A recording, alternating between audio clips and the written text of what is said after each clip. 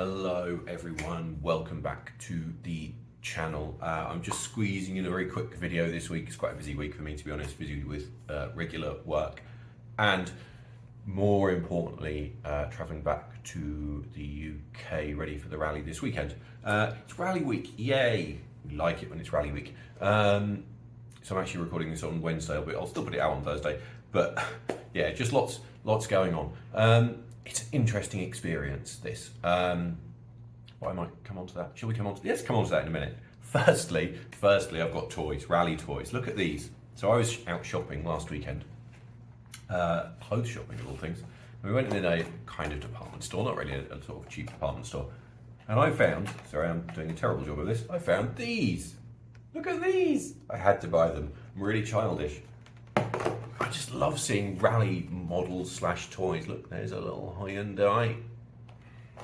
Over here, there's a little Citroen, and there's a little Fiesta.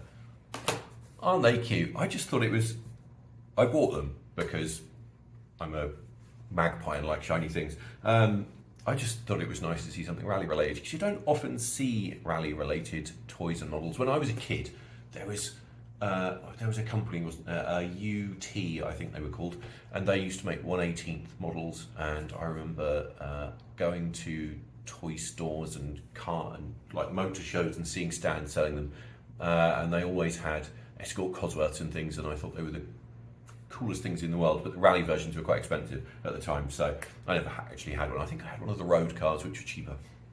But I just think it's nice. These are not up to date. Obviously, this is a 2017 type car.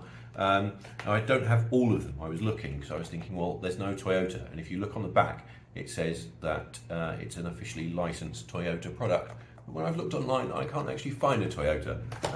Weirdly, there is a Volkswagen, even though the Volkswagen car never competed. But even so, you might see those in the back of videos in the future because nerd, basically. So yes, that's good. One other thing I just wanted to touch on quickly. The entry list, not seeded entry list, but the provisional entry list for the Northwest stages is out, which is the first round of the British Rally Championship. Obviously, in last week's video, we talked about how cool it was that the BRC has got a deal with ITV for TV coverage. And whether that's directly influenced this, I don't know, but the entry list for the Northwest stages is looking rather good so far. So the biggest news I think for that is that Chris Ingram is on the entry. Now that's perhaps not related to the BRC directly, though he is down for the BRC entry. But he did do that rally a couple of years ago, and it is his local rally. So maybe he's just doing it for fun. I don't know if we'll see him for the whole championship, but I think to see him on a BRC round is significant because that means it's the first time we've seen him in the BRC. I think he did do some rounds very early in his career, but this is the first time we'll have seen him in a BRC round in a top level car. So that's going to be really interesting. There's a few other names on the entry. So Keith Cronin is on the entry, which I think is probably the most significant one. I think for comparison with Ingram, I think that'll be very interesting.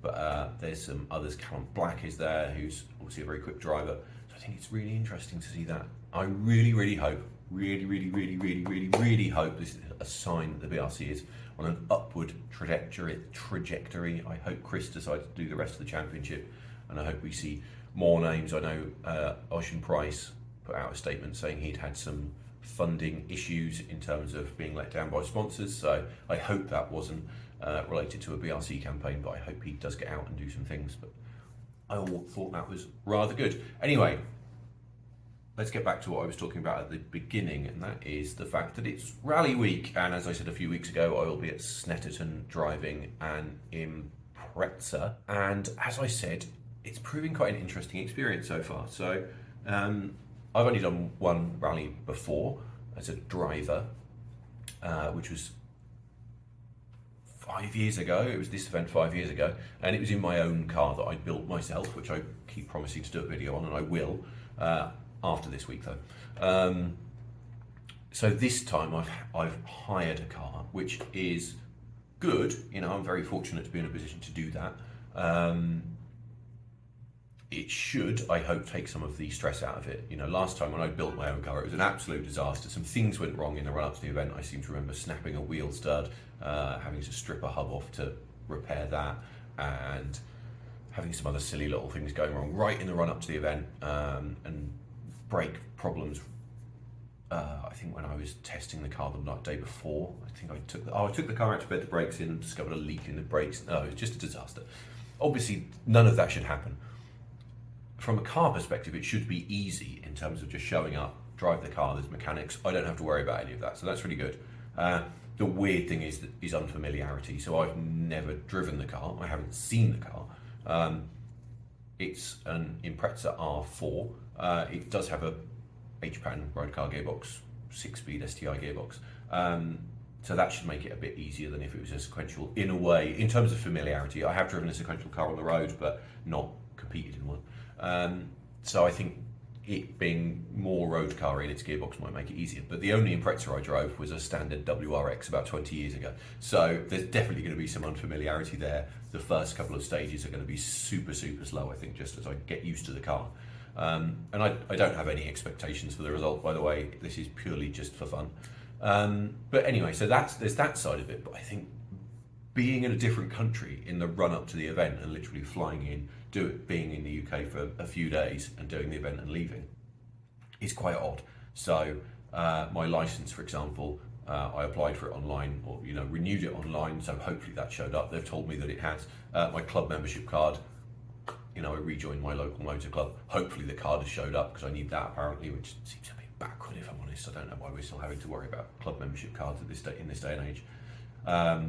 For this event, my co-driver and I have actually hired helmets. It didn't seem worth buying. Mine went out of date at the end of last year, and it didn't seem worth buying a new one just to do one event. I will buy a new one at some stage, but so we've hired that. So I'm hoping that will show up at my friend's house. So it's a bit weird. So I arrive in the UK on Thursday, and I've just got to kind of hope that everything's ready, and I have no time to fix it if it isn't. So that's going to be fun, isn't it? Yeah, so I'm a bit concerned about that. There's not the same type of stress as there was last time, but it's a slightly different type of stress, because I'm not actually in the same country to have any control over anything and fix anything if it goes wrong. I get there Thursday, and if something hasn't showed up, I'm not really sure what I'm going to do about that. It's going to be fine, right?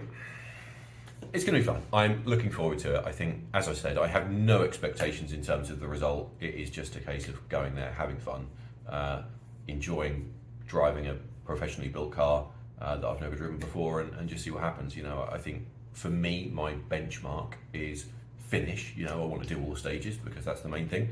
But also, if I can show some improvement, if I get a little bit faster, if I'm a minute slower than the next car in our class at the beginning of the day, and by the end of the day I'm 30 seconds slower, I'll be happy with that, because it's progress. I've never competed in a four-wheel drive car, so I don't have any expectations in that respect. So yeah, I just wanted to share that little insight. There will be more videos after the event. Just I'll try and record as much as I can while I'm there. Obviously my head will be a bit in competing space, but I'll try and do as much as I can. But we'll finish there, so please stay tuned for more content. I'll try and post some little short bits over the weekend. And as always, like, comment, subscribe, follow me over on Instagram. The link is in the description below. And thank you for watching.